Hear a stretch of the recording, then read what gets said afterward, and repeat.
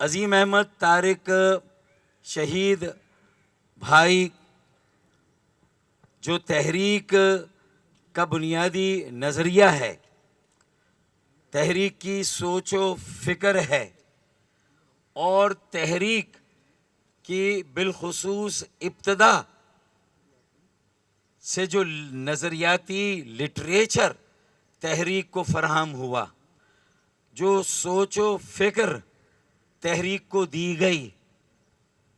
اسی نے ایک ایسی بنیاد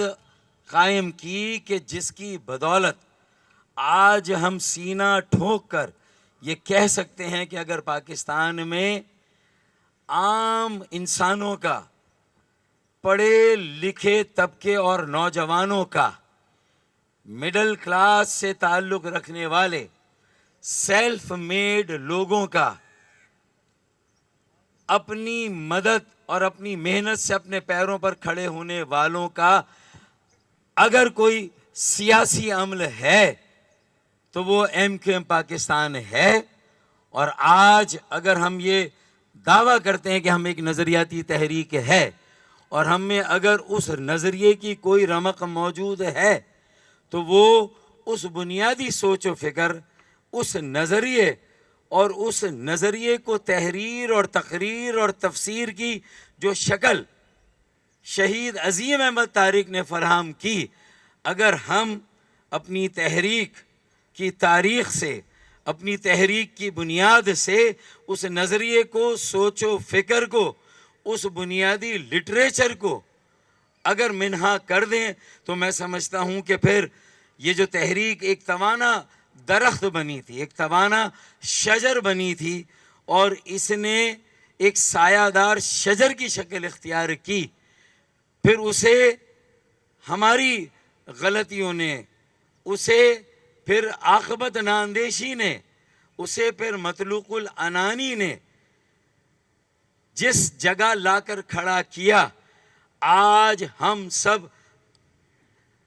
تحریک کے عظیم شہید عظیم احمد طارق کی 30ویں برسی کے موقع پر اگر خود احتسابی کا عمل نہ کریں، اگر ہم یہ سوچ بچار نہ کریں کہ ہمارا آغاز کیا تھا، ہماری ابتدا کیا تھی، اور آج ہم کہاں کھڑے ہیں، تو ہمیں یہ واضح طور پر اندازہ ہوگا کہ ہم نے اس نظریے کو شاید بہت پیچھے چھوڑ دیا ہے۔ ہم نے اس سوچ و فکر اور سوچ و فکر کے عمل سے قطع تعلق کر لیا ہے، کنارہ کشی کر لی ہے، اور شاید یہی وجہ ہے کہ پھر 1993 میں جب عظیم احمد طارق بھائی شہید ہوئے تو وہ تحریک کے جو معروف شہداء تھے اس کی اولین فہرست میں ان کا شمار ہوتا ہے۔ بہت سے معروف شہداء ہیں تحریک سے جن کا تعلق رہا، عظیم احمد طارق اولین شہداء میں شامل رہے ہیں۔ تو آج اگر ہم اپنے ان تمام اولین شہداء اور بعد کے شہداء کو اسی طرح یوم شہداء، ایام شہداء کے موقع پر، عظیم احمد طارق بھائی کی 30ویں برسی کے موقع پر انہیں جہاں زبردست خراج عقیدت پیش کرنے کے لیے جمع ہوئے ہیں، اگر ہم اس بات کا اعادہ نہ کریں، ہم اس بات کی تجدید نہ کریں کہ ہمیں خود کو اپنے اس اصل سے جوڑنا ہے، اس نظریے سے جوڑنا ہے جہاں ہمیں یہ عزم کرنا ہے کہ اس تحریک کا مقصد ایک عام پاکستانی کو، ایک عام انسان کو، ایک عام شہری کو ایک ایسا موقع دینا تھا جہاں وہ سر اٹھا کر چل سکے، جہاں وہ سر اٹھا کر جی سکے کہ آج پاکستان میں، سندھ کے شہروں میں جو ہمارے ساتھ سلوک روا رکھا گیا، جو بانیان پاکستان ان کی موجودہ نسل کے ساتھ ظلم اور ناانصافی کے جو پہاڑ توڑے گئے، چاہے مردم شماری میں ان کی آدھی سے زیادہ آبادی کو لاپتہ کر دیا جائے، چاہے غیر آئینی کوٹا سسٹم کی چکی میں آج بھی انہیں پیسا جائے، چاہے جعلی ڈومیسائل رکھنے والوں کو ملازمتیں دے دی جائیں، اور جن کا حق ہو، جن کی اسناد یہیں کی ہوں، انہیں اس غیر آئینی کوٹے میں بھی ان کا جائز حق اور حصہ نہ ملے، تو اس کے لیے ہمیں کیا توق و دو کرنی چاہیے، اس کے لیے ہم کیا اس ذہنی انقلاب کے لیے تیار ہیں؟ کم از کم میں یہ سمجھتا ہوں کہ اس وقت آپ کے سامنے جو میرے یہاں پر ساتھی اور بھائی بیٹھے ہیں، ہم نے 11 جنوری کو، کیونکہ عظیم احمد طارق شہید کی شہادت بھی ایم کیو ایم کی تقسیم کا کہیں نہ کہیں نتیجہ تھی، اور وہ ایم کیو ایم کی تقسیم کا آغاز تھا جو اس وقت جو صورتحال تھی، اور اس کے بعد بھی اصلاح نہ ہوئی، غلطیوں پر غلطیاں ہوئیں، تو اس کے نتیجے میں یہ تقسیم در تقسیم، تقسیم در تقسیم کہاں جا کر پہنچی۔ تو میرے خیال میں آج اگر 30ویں برسی پر جہاں ہم انہیں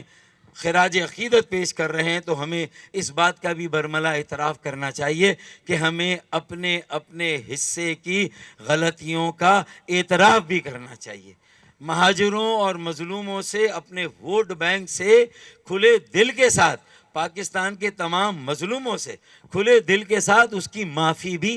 مانگنی چاہیے، اور اس بات کا اعادہ بھی کرنا چاہیے کہ آئندہ نہ صرف ہم ان غلطیوں کا ادراک کر کے ان غلطیوں سے گریز کریں گے، بلکہ انشاءاللہ تعالی جو 11 جنوری کو ایک متحدہ، منظم اور متحرک ایم کیو ایم قائم ہوئی ہے، اس کے بینر تلے اسی نظریے، اسی سوچ و فکر کے عمل کو ہم وہیں سے جاری و ساری کریں گے جو شاید 1 مئی 1993 میں کہیں رک گیا تھا اور تقسیم کے سلسلے کا آغاز ہو گیا تھا۔ تو میں سمجھتا ہوں کہ آج ہمیں اس بات کا بھی اعادہ کرنا ہے کہ ہمیں اپنے لوگوں کے ساتھ خود کو جوڑنا ہے،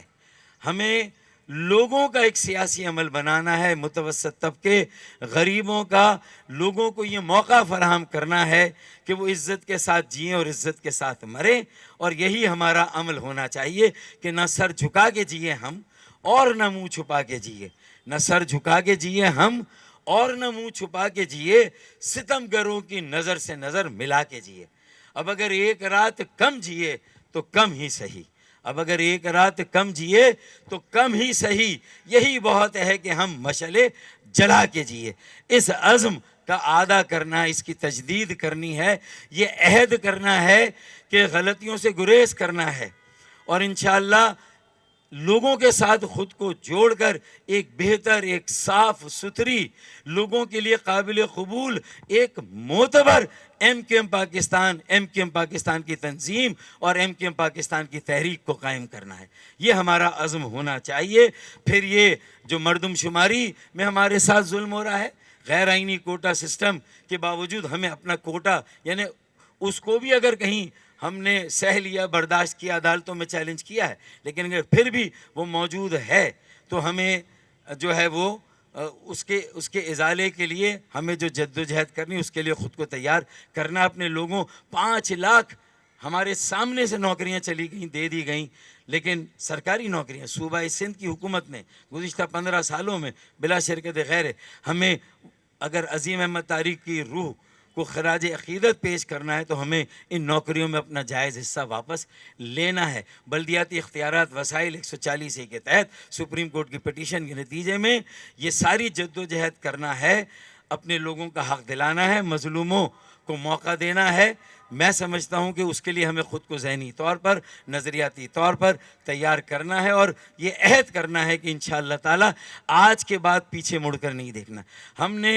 اللہ کرے ہم اپنے شہداء کے آگے سرخرو ہوں کہ ہم نے اپنے اپنے حصے کی غلطیوں کو پیچھے رکھ کر، اپنی انا، اپنی ضد کو پیچھے رکھ کر، خالد مقبول صدیقی کنوینئر کی سربراہی میں جس یکجہتی کا مظاہرہ کیا ہے، جس عزم کا مظاہرہ کیا ہے، جس کا آج ہم اعادہ کر رہے ہیں، انشاءاللہ تعالیٰ پیچھے مڑ کر نہیں دیکھیں گے، اور لوگوں کے لیے اپنی زندگیوں کو وقف کریں گے انشاءاللہ تعالیٰ، اور اس میں اخلاص، بے لوث اور بے غرض ہو کر استقامت کے ساتھ، سنسیئرٹی، سیلف لیسنس اور اسٹیٹ فاسٹنس، استقامت کے ساتھ جب یہ سٹرگل اور یہ جد و جہد جاری رہے گی تو مجھے یقین ہے کہ اللہ تعالیٰ کی تائید اور حمایت بھی ہمارے ساتھ ہوگی، اور یہ جد و جہد پھر یہ ممکن ہی نہیں ہے کہ یہ ناکامی سے دوچار ہو، ہم کامیابی سے ہم کنار ہوں گے۔ تو کا سلسلہ جو چیئرمین عظیم احمد طارق شہید نے قائم کیا تھا، اس کا دوبارہ اجرا کرنا ہے۔ میرے خیال میں اگر یہ سارے کام ہم کر لیں تو ہم اپنا حصہ ادا کر دیں گے، اپنا حق ادا کر دیں گے، اپنے شہداء کے سامنے سرخرو ہوں گے، عظیم احمد طارق شہید بھائی کے سامنے ہم انشاءاللہ سرخرو ہوں گے۔ میں آخر میں صرف یہی کہوں گا کہ فضاؤں میں نہ ڈھونڈ تو، نہ ہی مقبروں میں تلاش کر، فضاؤں میں نہ ڈھونڈ تو، نہ ہی مقبروں میں تلاش کر، جو صلیب پر ہیں سجے ہوئے مجھے ان سروں میں تلاش کر۔ میں انا الحق کی پکار ہوں، نہ ادھر ادھر تلاش کر، میں انا الحق کی پکار ہوں، نہ ادھر ادھر تلاش کر، میں ہوں نام لیوا حسین کا، مجھے خنجروں میں تلاش کر۔ پاکستان زندہ باد،